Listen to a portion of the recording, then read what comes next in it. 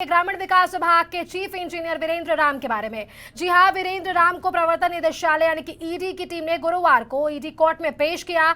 ED ने court से पूछताछ के लिए 10 दिनों की रिमांड मांगी। रिमांड पर लेने को लेकर दोनों पक्षों की ओर से बहस हुई है। दोनों पक्षों की बहस सुनने के बाद कोर्ट ने ईडी को वीरेंद्र राम को 5 दिनों तक रिमांड पर लेकर पूछताछ करने की इजाजत दी है। रिमांड अवधि के दौरान वीरेंद्र राम के परिजन और उनके वकील उनसे रोजाना मुलाकात कर सकते हैं।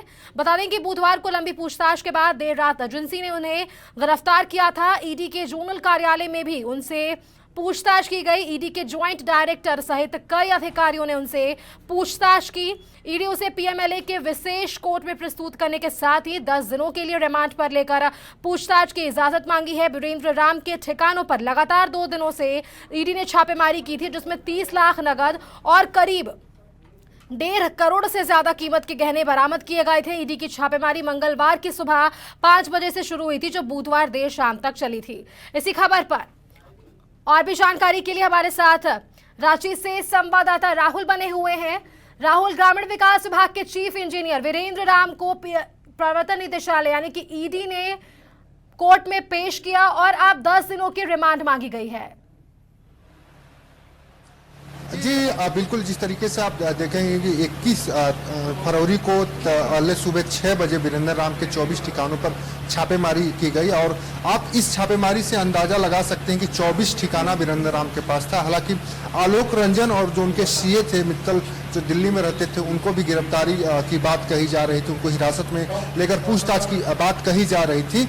लेकिन अगर हम गिरफ्तारी की बात करें तो कल देर शाम 4 बजे जो है कि वीरेंद्र राम की गिरफ्तारी Ashok Nagar road number 4A से हुई। उसके बाद ईडी उनके सीधे कार्यालय ले गई। ईडी कार्यालय में उनसे पूछताछ चली और आज उन्हें 4 बजे के बाद लगभग 4:45 पर उन्हें ईडी कोर्ट में पेश किया गया। हालांकि कोर्ट में पेश करने के दौरान ईडी की ओर से 10 दिनों की रिमांड की अवधि की मांग की गई और 10 दिनों तक पूछताछ की बात कही गई थी। कोर्ट से आग्रह किया गया था कि वीरेंद्र राम को 10 दिनों तक रिमांड दिया जाए, लेकिन जो उनके बचाव पक्ष की ओर से तो उसका विरोध किया गया और उन्होंने मेंशन किया कि उनकी जो तबीयत है वो ठीक नहीं है, इस वजह से उनको ढील दी जाए और उनके परिवार वालों से मिलने और उनके अधिवक्ता को मिलने का समय दिया जाए। उसके साथ ही उसको जो मेडिसिन चल रहे हैं, जो ब्लड में उनके कई दिक्कतें हैं, कई बॉडी में कई सारे प्रॉब्लम है, उसका देख रेख करने के लिए प्रॉपर इलाज की व्यवस्था कराई गई। हालांकि सारी चीज़ों पर कोर्ट ने एग्री किया है और 5 दिनों का रिमांड जो अवधि है उससे पर मंजूरी की है। उसके साथ ही उनके घर वाले उनके अधिवक्ता को हाफ एन आवर देर मिलने की अनुमति कोर्ट ने दी है। तो एक तरह से हम कह सकते हैं कि वीरेंद्र राम से अब 5 दिनों तक पूछताछ चलेगी। हालांकि इसमें कई मामले हैं। 100 करोड़ से अधिक चल अचल संपत्ति जो उनके परिवार के नाम से उस संबंध में पूछताछ होनी है। उसके अलावा जो 30 लाख लगभग रुपए बरामद हुए उसके संबंध में पूछताछ होनी है। उसके अलावा जो 2019 में उनके जो रिश्तेदार थे उनके घर से 2 करोड़ 45 लाख जो बरामद हुआ था पैसा, उसे भी ईडी ने टेक ओवर कर लिया, उससे पूछताछ होनी है। और अभी जो पूछताछ चली उस पूछताछ में आलमगीर आलम और उनके बेटे से संबंधित कई कंपनियां जिसे ठेका टेंडर पट्टा देकर लाभ पहुंचाने का मामला सामने आया है, उसमें पूछताछ होनी। तो एक तरह से हम कह सकते हैं। और एक पेन ड्राइव भी बरामद हुई है, कई हार्ड डिस्क बरामद हुए, कई दस्तावेज बरामद हुए हैं उनके घर से। इन सारी चीजों को ईडी को पूछताछ करनी है और 5 दिनों तक पूछताछ होगी। हालांकि प्लस पॉइंट इसमें यही है कि हर दिन वीरेंद्र राम का मेडिकल होगा। जब ईडी पूछताछ के लिए लाएगी उस समय मेडिकल होगा और जब ईडी उन्हें पूछताछ के बाद जब उन्हें रिलैक्स करेगी, जब भी उस पूछताछ खत्म होगी, उसका मेडिकल होने जो वीरेंद्र राम है, बीडी राम है, उनका हर दिन एक तरह से मेडिकल होगा और मेडिकल रिपोर्ट कोर्ट में सुपुर्द होगा। तो कह सकते हैं थोड़ी सी रिलैक्स मिली है, लेकिन 5 दिनों तक वीरेंद्र राम को सवालों का जवाब देना है, ईडी के सवालों का जवाब देना है। और ईडी पूरी तैयारी में है। जिस तरीके से खबरें आ रही थी, जिस तरीके से जानकारी मिल रही थी कि जब ईडी इनको अशोकनगर में जो घर था, आवास था, वहां पे जब हिरासत में लेकर पूछताछ कर रही थी, कस्टडी में लेकर पूछताछ कर रही थी, उस समय सवालों का जवाब सही तरीके से नहीं दे रहे थे, कोऑर्डिनेट ईडी को नहीं कर रहे थे। उसके बाद ईडी को मजबूरन गिरफ्तार करना पड़ा। अब लेकिन 5 दिनों के रिमांड पर ईडी उन सारे सवालों का जवाब ढूंढना चाहेगी जो सवाल ईडी के हाथ में है, जो ईडी के पास दस्तावेज है, जो इनपुट था, उस सारे इनपुट्स को एक एक कर वीरेंद्र राम से खंगाली गई और जो लोग इसमें शामिल होंगे उन पर की भी मुश्किलों बढ़ सकती है। हालांकि अभी तक की जो जानकारी निकल के सामने आ रही है कि आलमगीर आलम और उनके बेटे जो है उनकी मुश्किलें बढ़ने वाली हैं, क्योंकि उनसे कुछ संबंधित दस्तावेज वीरेंद्र राम के घर से मिले।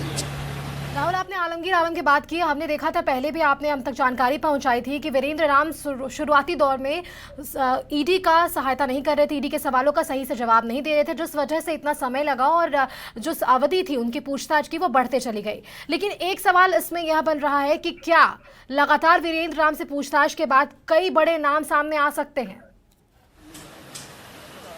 जी बिल्कुल, अगर देखिए जो 5 दिनों का रिमांड ईडी ने लिया है, इस रिमांड से आप अंदाजा लगा सकते हैं कि जो पूछताछ होगी 5 दिनों तक, जो ईडी खंगालना चाहती है, जो पहलुओं की जांच कर रही है ईडी, जो इनपुट्स मिले हैं, हालांकि इनका जो रसूख है सत्ता में पुराना रसूख है, हमेशा से किसी की भी सरकार रही होगी, आप देखेंगे तो पूर्ववर्ती सरकार में भी ये सत्ता में रहे और पद पे बने रहे, जो ग्रामीण विकास पद हो या ऊंचा पद था, हालांकि उस समय अभियंता के पद थे। लेकिन जब भी महागठबंधन की सरकार रही, जब से बनी 2019 के बाद, इन्हें बड़ा पद दिया गया, मुख्य अभियंता बनाया गया ग्रामीण विकास विभाग में। तो एक तरह से कह सकती हैं कि जिस तरीके से इनका संबंध रहा है नेताओं से और जिस तरीके से इनकी पत्नी 2019 में जुगसलाई और कांके विधानसभा से चुनाव लड़ने की तैयारी भी कर रही थी भाजपा से जुड़कर, लेकिन टिकट नहीं मिलने की वजह से उन्होंने राजनीति से दूरी बना ली। लेकिन फिलहाल के जो हालात है, 1.5 दर्जन से अधिक नेताओं के नाम जो कनेक्शन वीरेंद्र राम से मिले हैं और वीरेंद्र राम एक तरह से कह सकते हैं कि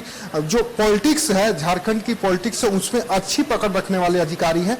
तो हो सकता है कि इस 5 दिनों की पूछताछ में और भी सारे राज खुले, और 5 दिन ही नहीं, हम कह सकते हैं कि ईडी को लगेगा कि 5 दिनों में उसकी पूछताछ पूरी नहीं, तो हो सकता है कि ईडी की कोर्ट में वो प्रार्थना पत्र देगी और भी रिमांड की अवधि बढ़ाएगी, क्योंकि 14 दिनों तक रिमांड ईडी ले सकती है। तो 5 दिनों में अगर ईडी संतुष्ट नहीं होती तो रिमांड भी वीरेंद्र राम की बढ़ सकती है। ये सारी चीजें हैं, लेकिन जो नाम खुलने की बात कही है, जो राजनेताओं के नाम खुलने की बात कही है, उस नाम में इजाफा हो सकता है, क्योंकि जिस तरीके से ईडी को इनपुट्स मिले हैं और जो पूछताछ हुई है, प्रथम दृष्टया ग्रामीण विकास मंत्री और उनके बेटे के नाम सामने आ रहे हैं।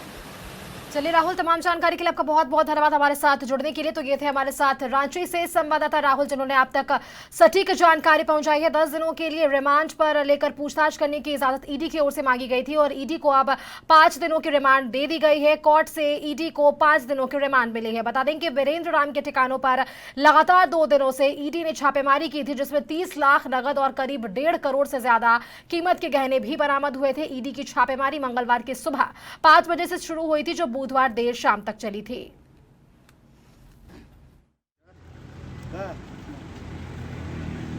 चलिए 2 बार आके चेक कर लीजिए, तब बढ़ाइएगा। अंदर ठीक है ना?